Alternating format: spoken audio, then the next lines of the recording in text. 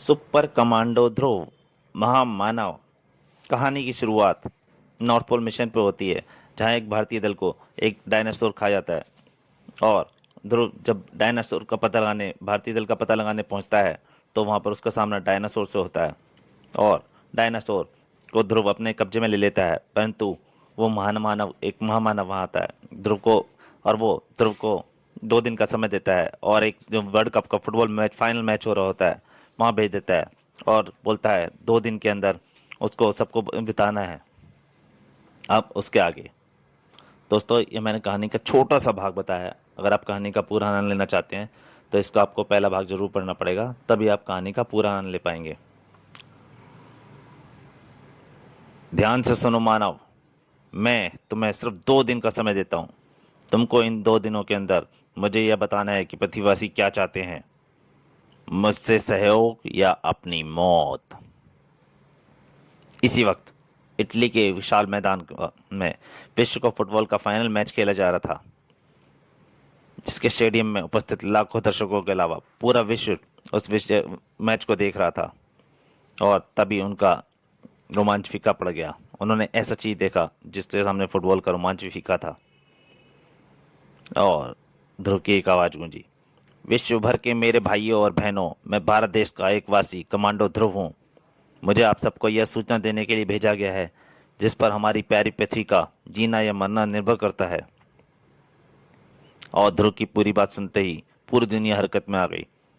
उस लड़के की बातें सही हैं सर, हमने सैटेलाइटों से ली गई फोटो पर उसकी बात की पुष्टि करती हैं। डायनासोर को देखने के बाद और किसी छानबीन की जरूरत भी नहीं है सर। कुछ ही घंटों के अंदर संयुक्त राष्ट्र संघ के कार्यालय में एक इमरजेंसी मीटिंग बुलाई गई, जिसमें लगभग सभी देशों के शासनाध्यक्ष उपस्थित थे। माननीय राष्ट्राध्यक्षों, आज पृथ्वी पर एक बहुत बड़े खतरे का सामना करने जा रही है। हमको एक साथ मिलकर या तो इसका सामना करना पड़ेगा या एक साथ खत्म होने जाना पड़ेगा। क्या बचकानी बात है, इस वक्त हमारे पास ऐसे ऐसे हथियार हैं जिनसे हम आराम से इस महामानव को खत्म कर सकते हैं। जरूर कर सकते हैं सर, अगर हमारे हथियार उस तक पहुंच सकें तो। वह महामानव अद्भुत शक्तियों का मानसिक शक्तियों का स्वामी है। वह किसी भी हथियार को अपने तक पहुंचने से पहले ही नष्ट कर सकता है, और अगर वह चाहे तो पूरी पृथ्वी को भी एक ही बार में नष्ट कर सकता है। इस समय हमको ताकत से नहीं बल्कि अकल से काम लेना होगा, और मिलकर वह रास्ता खोजना होगा जिससे हम महामानव को रोक सकें। ठीक इसी वक्त इसी पृथ्वी के एक ऐसे देश में जो दुनिया पर राज करने का सपने देख रहा था। ली, अगर हम इस महामानव को अपने कब्जे में ले लें तो हमारी मानसिक शक्तियों के द्वारा हम इसे पूरी दुनिया को अपना गुलाम बना सकते हैं। आप हमेशा की तरह सही कह रहे हैं महामहिम, इससे आपको दुनिया पर राज करने की इच्छा पूरी हो सकती है, परंतु कैसे? हमारे दास महान वैज्ञानिक वान द्वारा हमारे सैटेलाइट में फिट की गई इस उस ब्रेनवाश किरण के जरिए जो किसी भी मस्तिष्क को शून्य कर सकती है। उस महामानव के पास बहुत विकसित मस्तिष्क अवश्य है, परंतु फिर भी है तो वह मस्तिष्क ही। तुम जाओ और जाकर वान को तुरंत मेरे पास भेज दो, और पूरी दुनिया पर राज करने के लिए तैयार हो जाओ। हा हा हा। और कुछ ही घंटे बाद उत्तरी ध्रुव पर स्थित एक मृत ज्वालामुखी के मुहाने पर खड़े महामानव को खतरे का आभास हुआ। मेरा मस्तिष्क खतरे की तरंगे ग्रहण कर रहा है, पर क्यों? क्या मुझ पर कोई हमला होने वाला है? और तभी क्षितिज पर एक लड़ाकू सुपरसोनिक विमान उभरा। ओह, तो ये पृथ्वीवासी कीड़े मुझे खत्म करना चाहते हैं। अब तो इनको सबक देना ही पड़ेगा। और हमला शुरू हो गया, लेकिन यह घातक हमला महामानव के लिए खेल से ज्यादा कुछ नहीं था। ही। और वह ज्यादा देर तक खेलने के मूड में भी नहीं था। उसके मस्तिष्क से एक घातक मानसिक तरंग निकली। और ठीक उसी वक्त, जल्दी वाहन, इस समय महामानव का पूरा ध्यान हमारे रोबोट चलित लड़ाकू जेटयान पर है। कहीं पर तेजी से एक बटन दबा, और अंतरिक्ष में पृथ्वी की परिक्रमा कर रही एक सैटेलाइट का पैनल खुल गया। उसमें से एक नीली रोशनी की किरण तेजी से पृथ्वी की तरफ बढ़ चली। महामानव की मानसिक तरंग और सैटेलाइट से निकली नीली बेशवाल किरणें लगभग एक ही साथ अपने निशाने पर पहुंची। और महामानव का दिमाग एकदम शून्य हो गया।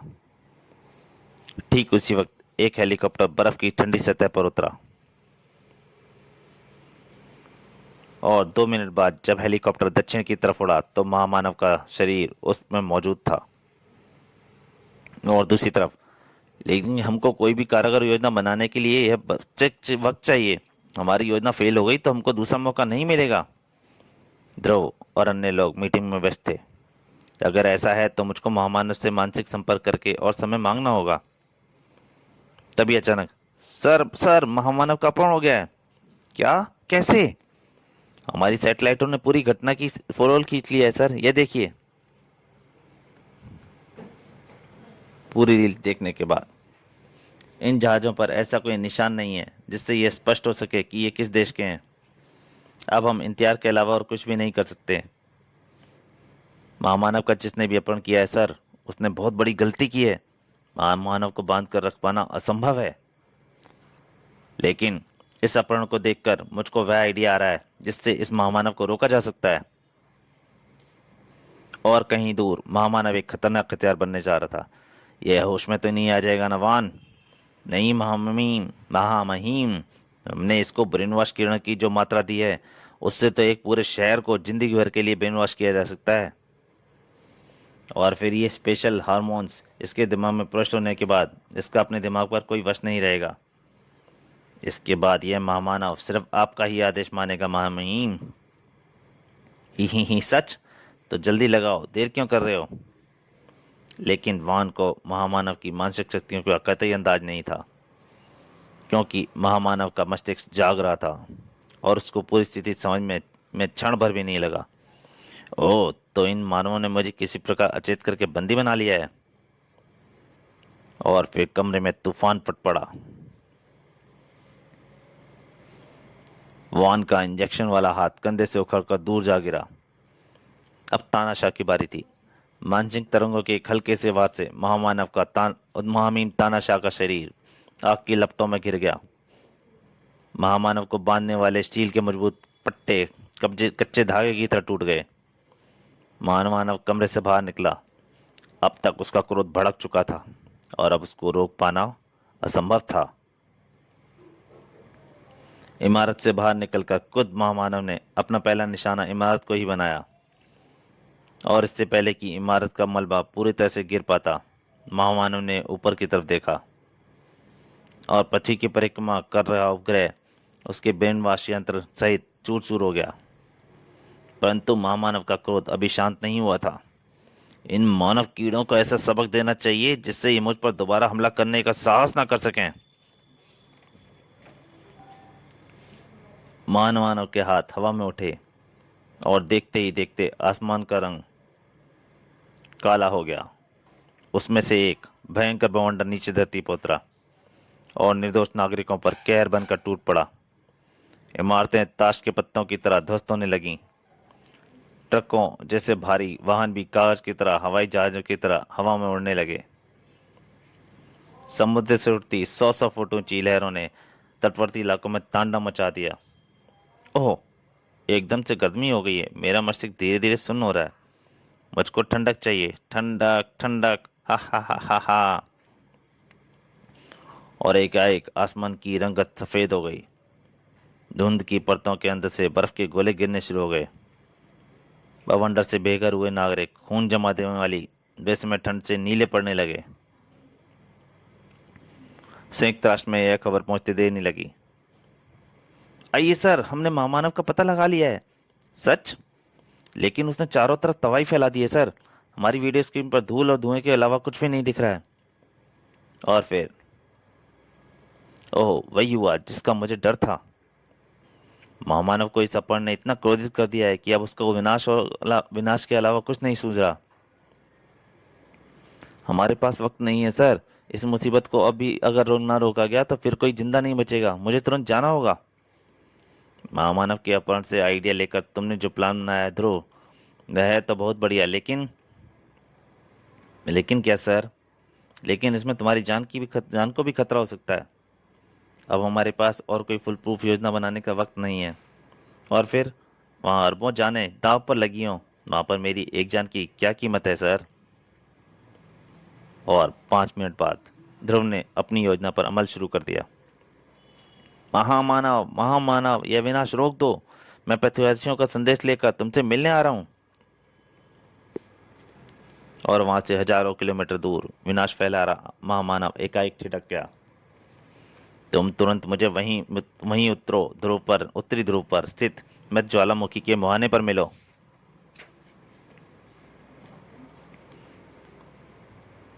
और ठीक है मानव, मैं तुमको स्वयं ही बुला रहा हूं, परंतु ध्यान रखना, अगर तुमने कोई चालाकी करने की कोशिश की तो पूरी मानव जाति पछताएगी। और अगले ही पल एक रोशनी के घेरे ने ध्रुव को हवा में उठा लिया। बेस्ट ऑफ लक ध्रुव, हम लोग यहाँ पर एकदम तैयार हैं। ध्रुव का शरीर तेजी से उत्तरी ध्रुव की तरफ बढ़ने लगा।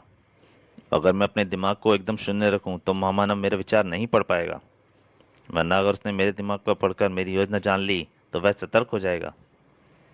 हमारी योजना एकदम बेकार हो जाएगी। कहो मानव पृथ्वीवासी, क्या चाहते हैं? मुझसे सहयोग करके अपना विकास या मुझे क्रोध करके अपना विनाश?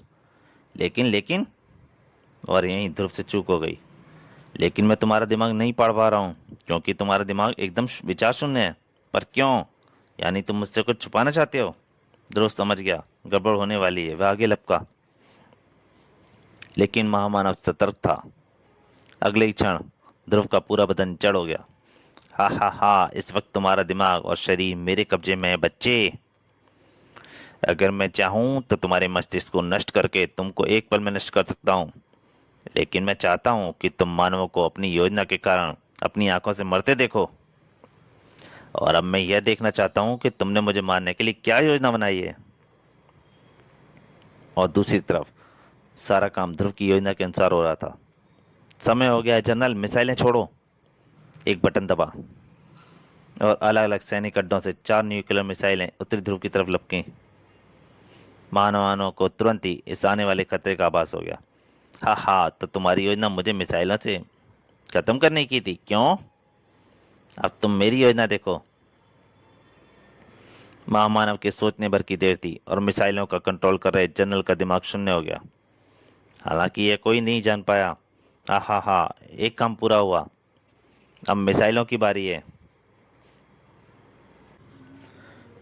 उत्तरी ध्रुव की तरफ बढ़ती मिसाइलों से मानसिक तरंगों के 4 बार टकराए और मिसाइलों के रुख अलग अलग दिशाओं में मुड़ गए। ही, अब ये मिसाइलें मानवों की बस्ती में वह तबाही फैलाएंगी जिसे तुम सब हमेशा याद रखोगे। लेकिन महामानव को ध्रुव की जबरदस्त इच्छा शक्ति का आभास नहीं था, क्योंकि ध्रुव के दिमाग का एक भाग अभी भी ध्रुव के अपने वश में था। मुझे तुरंत ही कुछ करना होगा, वरना सब कुछ खत्म हो जाएगा। महामानव इस वक्त अपनी मानसिक शक्ति से एक भाग को मिसाइलों को मोड़ने के लिए इस्तेमाल कर रहा है और उसकी पकड़ मुझ पर कुछ ढीली है। लेकिन मुझे शरीर को इंच भर ही हिलाने के लिए अपनी पूरी इच्छा शक्ति की आवश्यकता है, और मेरा दिमाग मुझे अपनी उंगलियों तक हिलाने नहीं दे रहा है। और कहीं दूर पर एक मिसाइल प्रशांत महासागर में स्थित एक निर्जन द्वीप पर गिरी और उस द्वीप का नामो निशान तक मिट गया। बाकी बची 3 मिसाइलें, घातक मिसाइलें भी धरती के अन्य भागों की तरफ बढ़ रही थीं। तबाही और मौत सिर्फ कुछ ही मिनटों की दूरी पर थी। दूसरी तरफ अपनी इच्छा शक्ति को एकत्रित करे ध्रुव के चेहरे से पसीने के नाले बह रहे थे और आखिरकार उसकी मुट्ठी खुल गई और टेनिस की गेंद जितना बड़ा एक काला गोला सदियों से सोए ठंडे ज्वालामुखी के अंदर तेजी से गिरने लगा। काला गोला जो वास्तव में एक मिनी परमाणु बम था। कुछ ही क्षणों के बाद ज्वालामुखी के अंदर एक जबरदस्त धमाका हुआ और लावे को दबाने वाली भारी पत्थरों की मोटी परत के टुकड़े टुकड़े हो गए और दहकता हुआ लावा तेजी से ऊपर बढ़ने लगा। ज्वालामुखी के आसपास का तापमान बढ़ने लगा और महामानव को वातावरण के गर्म होता महसूस हुआ। जैसे जैसे गर्मी बढ़ने लगी, महामानव का दिमाग बेहोशी में डूबने लगा। ये है क्या? ज्वालामुखी तो फूटने वाला है। मुझे अपनी मानसिक तरंगों द्वारा इसे फटने से रोकना चाहिए। लेकिन फिर मिसाइलों पर मेरा नियंत्रण नहीं रहेगा। ओह, मैं क्या करूं? हाँ, मुझ पर इसकी पकड़ ढीली हो रही है। यही वक्त है। अभी नहीं तो कभी नहीं। ध्रुव ने अपनी इच्छा शक्ति को एक बार फिर इकट्ठा करना शुरू कर दिया और वह मानसिक कैद से आजाद हो गया। अब वक्त बहुत कम था। ध्रुव का हाथ तेजी से घूमा और महामानव के पैर जमीन से उखड़ गए। उसका शरीर एक बार फिर दहकते ज्वालामुखी के गर्मी में गिरने लगा। करोड़ों वर्ष पुराना दृश्य दोहराया जा रहा था। महामानव के दिमाग पर छाई बेहोशी और गहरी होने लगी थी, परंतु इससे पहले कि उसका पूरा मस्तिष्क बेहोशी की गिरफ्त में कैद हो पाता, उसने अपने शरीर को मानसिक सुरक्षा कवच पहना लिया था और उसी क्षण ज्वालामुखी फट गया। एक जोर का धमाका हुआ। पूरी पृथ्वी के गर्भ के हजारों टन पत्थर और राख आकाश की तरफ छूने लगे। गुर गुर, और महामानव का बेहोश मगर सुरक्षित शरीर हजारों टन भारी पत्थरों के नीचे दब गया। और ऊपर ध्रुव ने मानव जाति को तो बचा लिया था, परंतु उसका स्वयं बच पाना मुश्किल था। कहीं और मिसाइलें अब उसके निशाने से कुछ ही क्षण दूर थीं, अपने निशाने से, कि तभी मिसाइलों के कंट्रोल पैनल पर बैठे जनरल का दिमाग महामानव की मानसिक कैद से आजाद हो गया। जनरल, यह तुम क्या कर रहे हो? हमारी 3 मिसाइलें लंदन, मॉस्को और दिल्ली की तरफ बढ़ रही हैं। सॉरी सर, मेरा दिमाग मेरे वश में नहीं था। मैं तुरंत मिसाइलों को अंतरिक्ष की तरफ मोड़ देता हूँ। महानगरों की गगनचुंबी इमारतों को लगभग छूती हुई घातक मिसाइलें अंतरिक्ष की तरफ मुड़ गईं और अंतरिक्ष में पल भर के लिए 3 सूर्य चमके। अब पूरी पृथ्वी सुरक्षित थी, लेकिन ध्रुव नहीं। उत्तरी ध्रुव पर लहकता लावा बर्फ को भाप में बदलता हुआ ध्रुव की तरफ बढ़ रहा था। बर्फ की मोटी परत पतली होती आ रही थी और आखिरकार ध्रुव के पैरों के नीचे की बर्फ को सतह ने जवाब दे दिया। ओह, मुझे इसी बात का डर था। इतने ठंडे पानी में तो मेरा इलेक्ट्रॉन के यंत्र भी मेरे शरीर को गर्म नहीं रख पाएगा। मेरे हाथ पैर अभी से सुन्न हो रहे हैं। खून का दौरा भी रुकता सा महसूस हो रहा है, पर मैं यहाँ से बाहर भी तो नहीं निकल सकता, क्योंकि गर्म लावा चारों तरफ से मेरी ओर ही आ रहा है। अब थोड़ी देर में मेरे दिल की धड़कन भी बंद हो जाएगी। लगता है आज मेरा अंत आ ही गया है। लेकिन किस्मत भी बहादुरों का ही साथ देती है। कर्नल, वह रहा ध्रुव, वह ठंडे पानी में गिरा हुआ है। ओ माय गॉड, तुरंत रस्सी को नीचे लटकाओ। अपनी आधी चेतना में ध्रुव को महसूस हुआ कि 2 हाथ उसको सर्द पानी से बाहर निकाल रहे हैं और 5 मिनट बाद गर्म कंबल में लिपटा ध्रुव गर्मा गर्म कॉफी की चुस्कियां ले रहा था। मैंने कई लड़ाइयाँ लड़ी हैं ध्रुव, लेकिन तुम्हारे जैसा जाबाज कभी नहीं देखा। मैं तुमको सैल्यूट करता हूँ। आप मुझे शर्मिंदा कर रहे हैं सर। मुझे पूरा यकीन है, अगर मेरी जगह आप होते तो आपने भी ऐसा ही किया होता। और फिर बधाई हो ध्रुव, तुम्हारा प्लान 100% कामयाब रहा। 100% नहीं सर, क्योंकि मेरा प्लान था कि महामानव का दिमाग मिसाइलों में उलझा रहेगा और इस बीच मैं अपना काम कर लूँगा। लेकिन महामानव चूंकि सतर्क था, इसलिए वह मेरा प्लान काफ़ी हद तक समझ गया था, पर पूरा प्लान नहीं, क्योंकि सौभाग्यवश वह अंत तक यही समझता रहा कि हम उसको मिसाइलों से ही ख़त्म करना चाहते हैं, और यहीं वह मात खा गया। वैसे उस डायनासोर के क्या हाल हैं? हमें दुख है कि हम उसे बचा नहीं सके, लेकिन उस डायनासोर के लिए अमेरिकी सरकार ने एक नया म्यूजियम बनाने का फैसला किया है, जिसका नाम होगा ध्रुव म्यूजियम। एक ऐसे हीरो के नाम पर जिसने महामानव को खत्म करके पूरी मानव जाति को नष्ट होने से बचाया। आप यहाँ पर शायद गलत कर रहे हैं सर, क्योंकि मुझे पूरा यकीन है कि महामानव अभी भी जिंदा है। तो दोस्तों, ये कॉमिक यहीं तक। अगर आपको अच्छी लगे तो प्लीज़ ज़्यादा से ज़्यादा शेयर कीजिए और हो सके तो चैनल को सब्सक्राइब कीजिए। नमस्कार।